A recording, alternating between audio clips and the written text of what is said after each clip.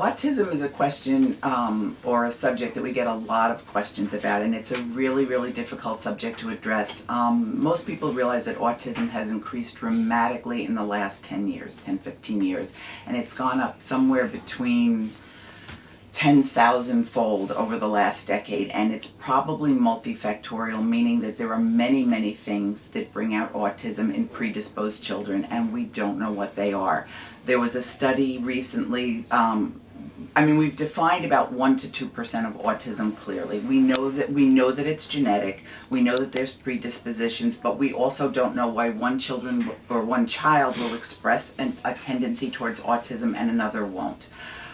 There were studies that show that there may be a link to paternal age, and paternal age means older, like fathers who are 55, 60, 65 years old. So there was a suggestion in a study recently that linked that. There was another study that linked high fevers in pregnancy to autism, and that, if you look, may have something to do with why some patients or some moms felt that vaccines were related. Wasn't the vaccine. There were multiple studies, and I know everyone out there who has a child who was vaccinated and is autistic is going to be upset with me for saying this, but it may not be the vaccines per se, but if the fevers that were caused by the vaccines are associated with autism, it may actually be fever and the effect on the brain in a child who's predisposed that may be linked to the autism. So I think autism is an extremely complex disease with a genetic basis, and we don't know.